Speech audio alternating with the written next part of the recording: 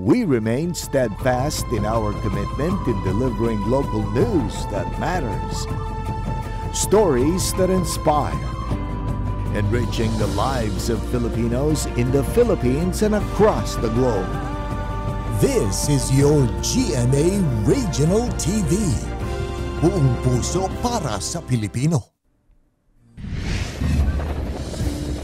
Marikas na padalagan kan sarong jeepney driver, ikinahadit kan mga pasahero. Babae nagpurbar na magpuslit nin shabu sa Naga City District Jail. Asin bistuhon an para tukdong matsagang pigtutukdoanin pagbasa an sa iyang mga kabarangay. Ini ang GMA Regional TV Balitang Bicolandia.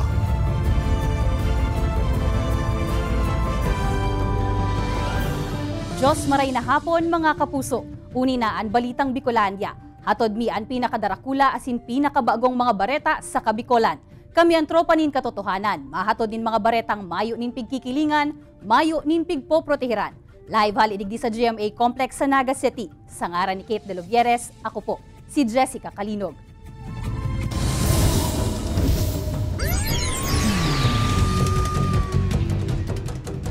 Paliga sa barangay Pawili, Bula, Camarines Sur, nabulabog kan subuot lalaking may darang samurai. Pirang harong sa lugar, kinatok asin pinurbaran pa subuot na laugon kan dai pa nabibistong lalaki. Tutukan iyan sa report ni Chris Novello. Kuhaan video na ini durante kan paliga sa barangay Pawili, Bula, Camarines Sur, Miyerkules nin Banggi. Alagad sa katahawan kan kawat, nagkariribok ang mga tao sa lugar bako sa pigdadalan na laban alagad huli sa nag-aging lalaking igwas subuot ning darang samurai. Sundan nyo na! Aban-aban pa mahihiling sa video ang pagdalagan kan mga lalaking ini nagaro may piglalapag.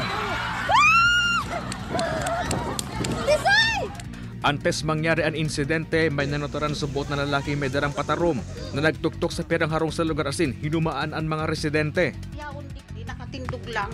Pero si Agum ko, dahil kung pigpasirip digdi, tabaka nga niya ako kung tusukon ka. Tapos kung akrason si payo niya. Ang na-describe mo po talagang ano lang siya. Dahil po siya malangkaw sa kuya.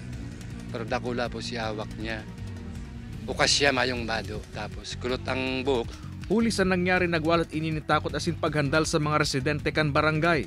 Ay opo, grabe po ang takot. May si Aki Kungani po, dahil na nakaturog. Grabe po si nervyos niya. Sangun niya, nagpapadagos pa ang validation asin investigasyon kan kapulisan sa insidente. Nakipag-koordinar naman subot ini sa iba pang barangay sa Bula. Nganay marikas na masusog ang nasambitan ng persona. Mas pinahigot man ang pagpapatrolya sa lugar. Nganay malikayan ang mga daipig lalaoman na insidente. Kay panan si Carlo Abonita, Chris Novello, Balitang Bicolandia. Driver kan sarong jeep na biyaheng Naga Calabanga, reklamo kan mga pasahero huli sa marikas na padalagan kaini. Imbueltong driver na pag-araman na nasa impluwensya pala nin arak basado sa investigasyon kan kapulisan. Ani ba pang detalye sa report na ini. Sarong hiling pasana sa video na ini, maririsanang marikas ang dalagan kan lunadan.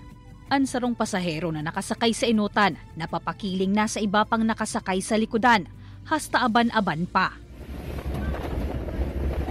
Kuya! Pahidali na ining naglipat sa likod. Istorya kan saro sa mga pasahero, maluya man daan padalagan kan driver hali sa Calabanga Plaza, biyahe sindang Naga City, sakay ang 8 pasahero. Alagad naririsa na daaninda na biglang nagtatahaw sa tinampuan jeep. Pag-abot sa may enot na kurbada kan Bombon, nakaabot naman ang jeep sa ibong na linya kan tinampo. Tulong pasahero na ang enot na nagbaba. Hasta sa bigla ng rikas ang padalagan kan driver. Kuya, para po! Kuya, para! Sabi ko para! Kuya, lampas na ako, kuya! Kuya, para po! Nagpundo ang jeep sa may chapel na kan San Roque, Bombon. Duma naman pahidaling nagbaba ang iba pang natadang pasahero. Nanginginig ako. Ano, plate number kayo? Ang insidente, tulos man na nakaabot sa Bombon MPS. Makalihis may mag-report na dikitan pa siyang mabanggaan kan marikas na jeep. Tulos man po kaming nag-responde and hinabol niyo po si driver katong jeep, and na-apprehend man din po siya kang mga barangay tanod dyan sa barangay San Roque, digdi man po sa Banwaan kang Bumbon, and nasundan man din tulos po kan sa tuyang mga kapupulisan. And base po sa investigasyon nga ni na burat-burat po si tao kasi kang pakababa niya po tulos ning jeep is nagturog na lang din po siya sa tahaw kan tinampo. Para mientras ng pinalaya ang driver kan jeep, alagad pigtiketa na ininin reckless driving sa irarom kan Municipal Ordinance kan Bumbon. Nakikoordinar naman ang Bumbon MPS sa Land Transportation Office asin LTFRB para sa magkakanigong aksyon sa insidente. Pinagibuhan na da ininin endorsement kan LTO Naga District Office sa Saindang Regional Office nganing maisyuhan in show cause order aning buweltong driver pati na an operator kan jeep. Kung ako lang ang tatanungin, it's a revocation of driver's license.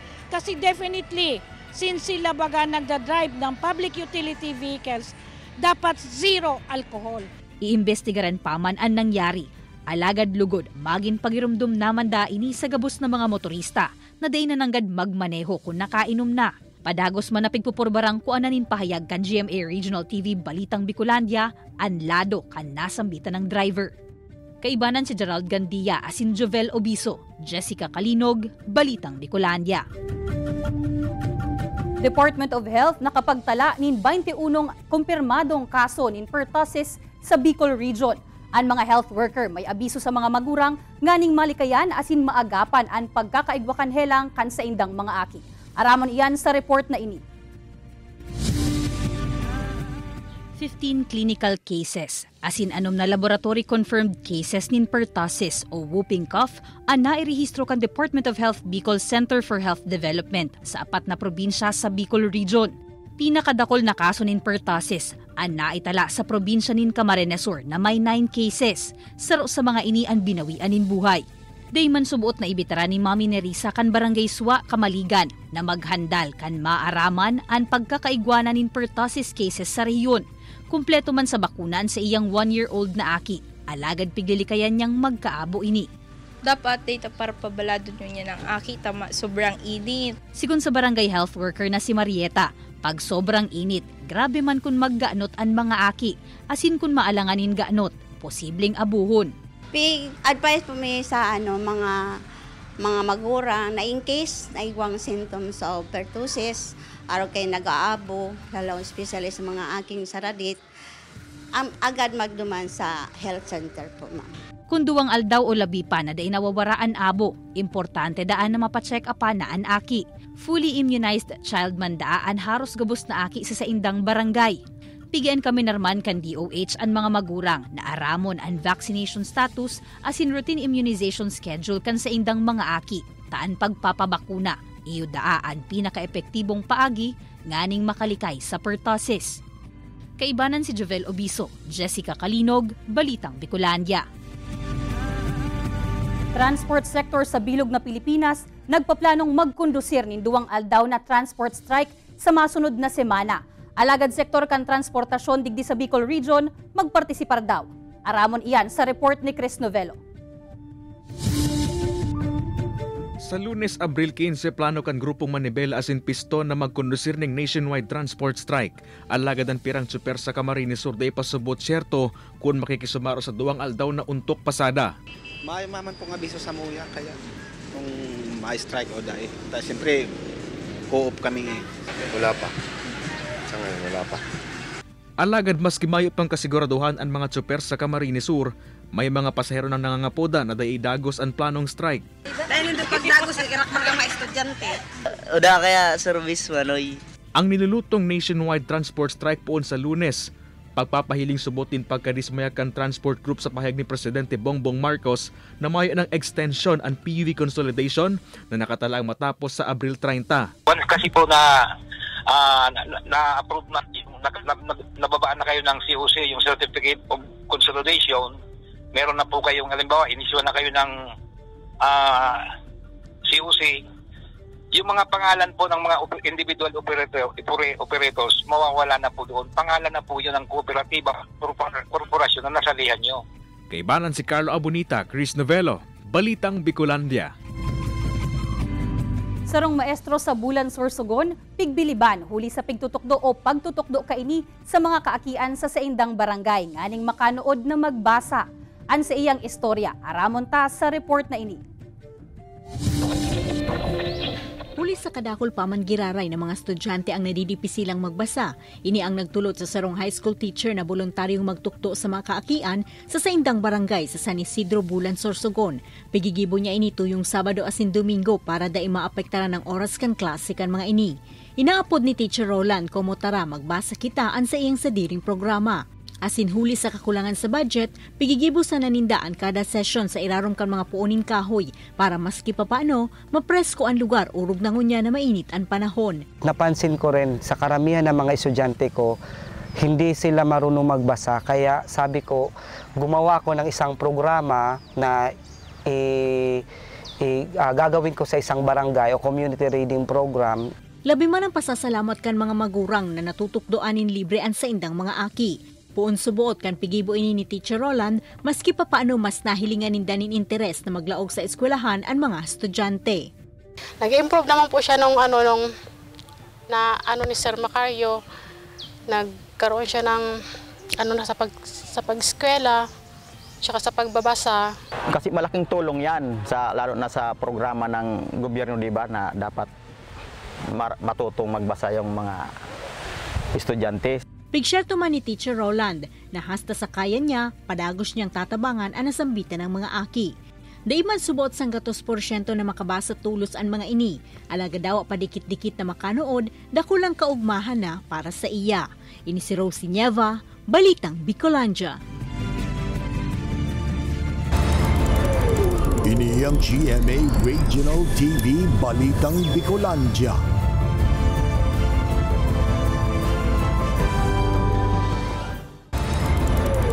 Ini ang GMA Regional TV Balitang Bicolandia.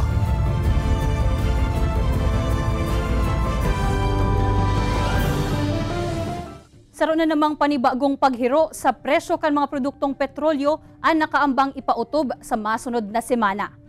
Sigon sa Department of Energy Oil Industry Management Bureau, kabale sa estimated adjustment an 80 centavos hasta 1 peso per liter na aumento sa diesel asin 85 centavos hasta 1 peso sa kerosene. Mantang mayo manin paghiro hasta 20 centavos per liter na aumento naman ang posibleng ipautob sa gasolina. Ang nasambitan ng panibagong oil price hike ang pigkokonektar sa kariribukan sa ibang nasyon. 45 anyos na babae sa Naga City, arestado makalihis magpurbar na magpuslit nin pigtutubudang shabu sa laog kan Naga City District Jail Male Dormitory. Mantang nasa labi 300,000 pesos nin pigtutubudan man na shabu asin grenade launcher na kuaman sa sarong drug personality sa Milaor, Camarines Sur. Ang detalye, aramon ta sa pagtutok live ni Chris Novelo. Chris?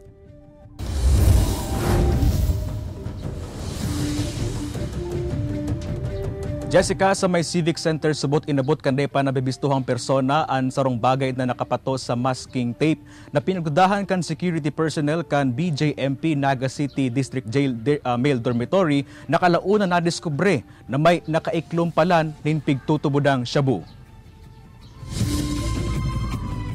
Arestado ang sarang 45 anyos na babaeng ini makalihis magpurbar na magpuslit nin pigtutubudang shabu sa Naga City District Jail Male Dormitory kasuudma. Na-recover sa posisyon kainin maabot sa 15 gramo ng pigtutubod ng shabu na nagkakantidad 102,000 pesos. Itinago kan babae sa sulot kaining bra ang pigtutubod ng illegal na droga na nakapatos sa masking tape. Ikaw ay may karapatang manahimik. Depensa kaini, mahatod sa naman subot nin bulong ang babae sa iyang aki na nakakulong sa district jail kan masugo kan sarong persona. Nadarhon ang nasambitan ng kontrabando sa district jail. Nautusan lang po akong dalayin yun kasi sabi niya pang law po, kaya pang patay ng surot sa papag nila. Hindi ko po siya gusto. Basta hiningaan niya ako ng number. Tapos? Ayan, tapos tinawagan niya ako kanina na sabi niya, payag ka na. Sa ngayon po hindi pa namin na-identify kung sino yung pagdadalhan, pero ang dinadalaw niya po sa loob ng ating kulungan ay ang kanyang anak.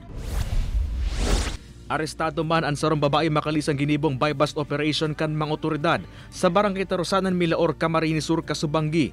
Apwera kan pigtutubod ang syabot na nasa 50 gramo asin nakakantidad 340,000 pesos. Ano ito? Itong rifle grenade. Nakuha pa sa harong kan target ang sarong grenade launcher. Nakadulag man ang live-in partner kaini na binabagsakan subuot kan tarakulang drug personality sa National Capital Region.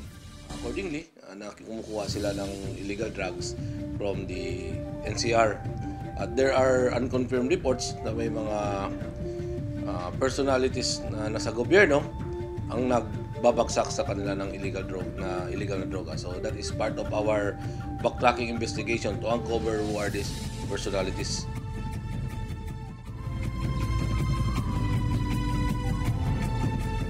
Jessica, susog sa Intel reports kan Philippine Drug Enforcement Agency mas mahal man subuot ang illegal na drogang nakalaog sa mga kulungan kung ikukumpara sa napabakal sa luwas na 3,000 pesos. Pero kapag nakapuslit sa laog kan mga kulungan, nagpapakol subot yan sa 15 to 20,000 pesos per gram. Mientras tanto, Jessica, padagos pa man na pinagahanap kan mga otoridad itong nakadulag sa ginibong buy-bust operation Kasubanggi sa Barangay Tarusanan, Milaor, Camarines Sur. Jessica. Jos Mabalos, Chris. Presyo kan sibuyas sa Naga City People's Mall mantinido sa 90 to 100 pesos kada kilo. Alagad pirang paratsenda, piga-antisiparan subuot ang pagmahal kan sibuyas paglaog na kan Vermonts. Uyan report. 17 pesos hasta 23 pesos an 1/4 kan pula asin puting sibuyas na pigtitinda sa 3rd floor kan Naga City People's Mall.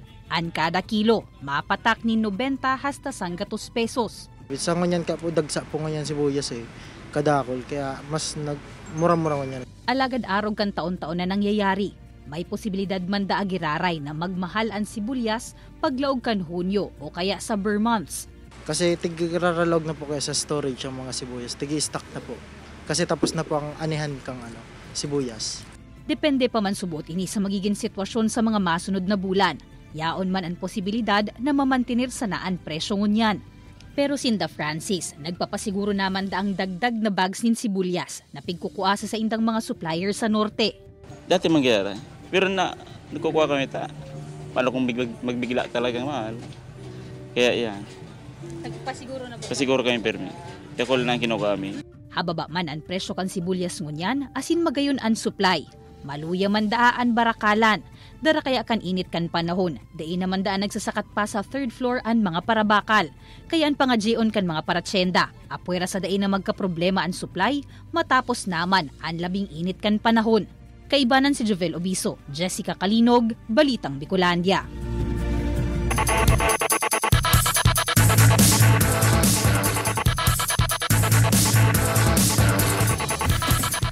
Sa pagpapadagos kan bakbakan sa NCAA Season 99 Volleyball Tournament, dinaog kan Mapua Lady Cardinals ang San Sebastian Lady Stags. Day pigtawang tsansa kan Mapua ang San Sebastian sa tulong sunod-sunod na set sa score na 25-20, 25-23, 25-18. Naguno man kan LPU Lady Pirates ang sa indang primerong kapangganahan sa season kan daogon ang San Beda Lady Red Spikers sa score na 25-17, 13-25, 25-15, asin 25-21.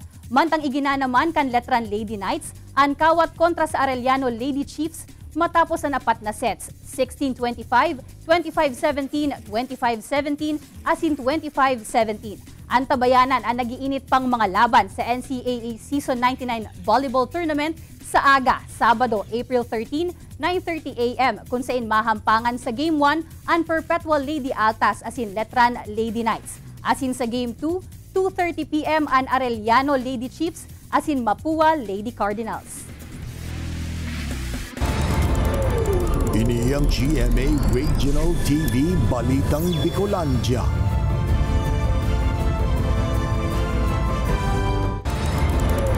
Ini ang GMA Regional TV Balitang Bicolandia.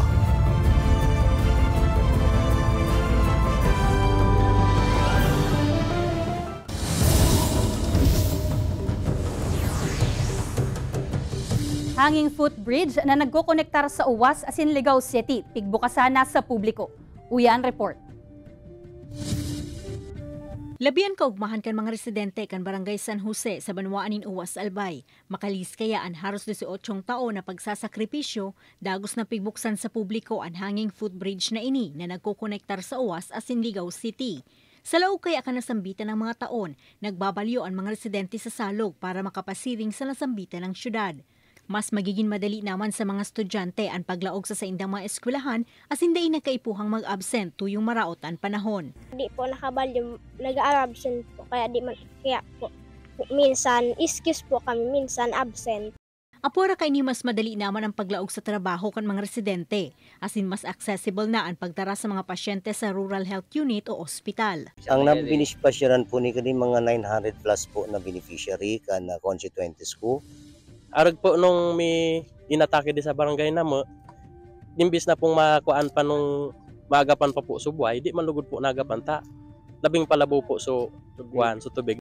Sigon kay Albay 3rd District, Congressman Fernando Cabredo, pighurot na marealisar ang nasambitan ng tulay, urog na tatuyong naglalangkaw ang tubig sa salog, nagiging isolated ang barangay asin apektado na marahay ang pagbuhay kan publiko. Ini si Rosie Nieva, Balitang Bicolandia. Lugadan asin irido sa manibaybang parte kan sa indang lawas ang driver kan duwang top-down tricycle na aksidenteng nagkabanggaan sa kalabaan kan Magsaysay Avenue, Naga City, pasado alas 9 sa udmang aga.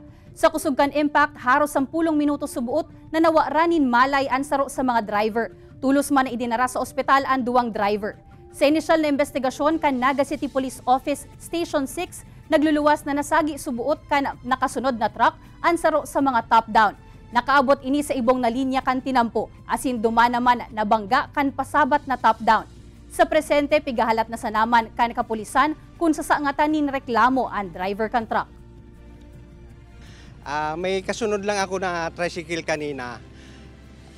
Nakikita ko na padahan-dahan siya, na parang kakaliwa na siya, kaya medyo umano ako ng kanan o umabanti na ako. O tapos nung may narinig talaga kami na parang may kumalabog. Nakita ko naman, pinuntahan ko doon na talagang dalawa sila na tricycle. Sila talaga yung nagbanggaan. May nagsunod lang sa amin na kotse na sabi may daw kami, may nasagi daw kami. Kaya huminto kami.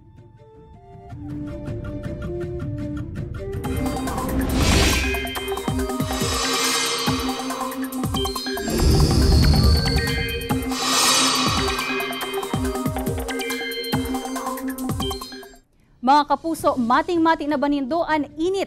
Nagtitindi na po kaya ang arasahas kan panahon sa dakol na mga lugar sa nasyon.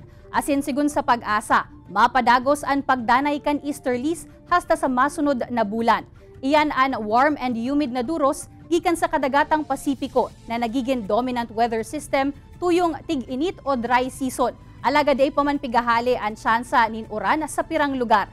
Siring sa Bicol Region, huli tabasado sa datos kan Metro Weather, may tsansa nin warak-warak na pag-uran sa Bicol Region, urog na sa Camarines Provinces, Albay asin Masbate. Mantang maaliwalas ang panahon sa iba pang parte kan nasyon, apuera na sana sa pagkakaigwanin localized thunderstorms. NFA Camarines Sur aminadong medyo masakit ang pagbakal nin paroy sa mga paraoma ngunya na harvest season. Huli naman iyan sa halangkaw na barakalan sa pribadong mga rice mill. Uyan report. Labo-labo na sa pagpaaninin paroy sindananay Juliana kan Barangay Taririk, Minalaba, Camarines Sur. Mano-mano ang sa indang paagi kan pag-ani. Munya man talagang aranihan, kundi kami na uri lang sa pagbugtak. Kasi pag-uma. Hinhuli sa labing init kan panahon, may mga paroy daang nagkukupos na nagkulang sa patubig. Kaya dain inda masabi kung magiging maray o bako ang sa indang gusi ngunya na cropping season. Depende kan sitwasyon kan paroy. Kung medyo mareman ang nakakadirdiling siya mangkalikit. Si Tatay Bernardo man kan Barangay del Rosario Kanaman, nagpapaalang na kan ginusing paroy. Pakaalang, plano niyang ipabakal sa pribadong mulinuhan. Madalian ko yan, kwarta. Pakakilo mo yan, dahil nga ni sarong oras. Bayadan sa imong kuyang produkto, bayadan sa imong paroy. Kung sa NFA, haloy.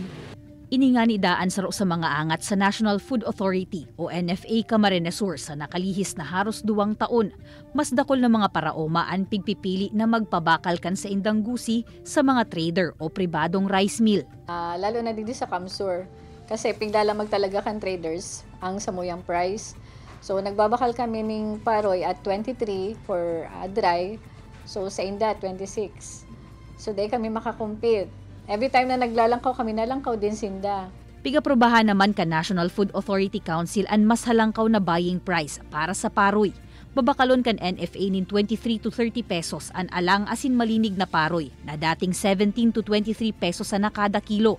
Magiging 19 to 23 pesos naman ang bakal sa kada kilo nin fresh palay, hali sa dating 16 to 19 pesos na.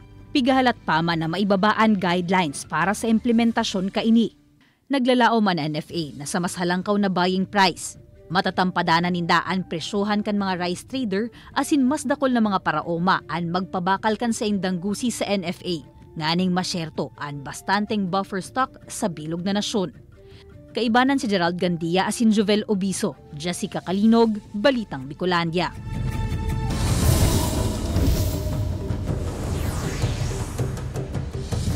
Mga kapuso, nadidipisilan ka ba na maghanap nin available slots o schedule para sa pagkuanin pasaporte? Worry no more, ninhulitan nagtagama ang Department of Foreign Affairs o DFA ninlabi 2,000 na slots para sa mga taga Camarines Sur na maut makakuanin pasaporte. Apwera sa slots, mismong an ahensya man ang mapasiring sa probinsya para iproseso ang papeles kan mga aplikante sa gigibuhong Passport on Wheels sa May 8 to 10. Sa ngunya, nagpapadagos ang pag-ako ni requirements kan Camarines Sur Public Employment Service Office kan mga maut makakuanin pasaporte. 17,000 katao ang sarabay na nagbayle sa ginibong Rodeo Street Line Barn Dancing sa syudad nin Masbate como parte kan Rodeo Festival 2024.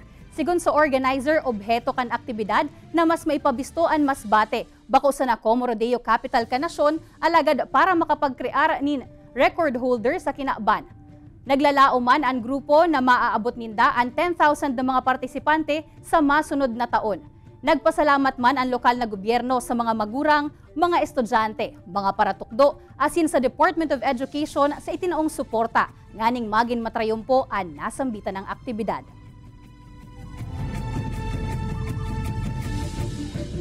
Madadalan ang episode na ini asin iba pang pinakahuring lokal na bareta sa official website kan GMA Regional TV, www.gmaregionaltv.com. Pwede man kamong magbisita sa samuyang official YouTube channel, GMA Regional TV, asin i-click ang subscribe button para sa pinakamainit na bareta hali sa manibaybang rehiyon. Mabalo sa mga kapusong Bicolanong nag-antabay, magin sa mga kapuso nyato abroad. Ninhulita sa GMA Regional TV, Local News Matters. Asin iyan ang pinakadakula asin mainit na bareta sa Kabicolan. Happy weekend mga kapuso! Sa ngaran ni Kate De Lovieres, ako po si Jessica Kalinog. Kami ang GMA Regional TV Balitang Bicolandia. Bilog na puwersa para sa mas dakulang misyon asin mas mahewas na pagserbi sa nasyon.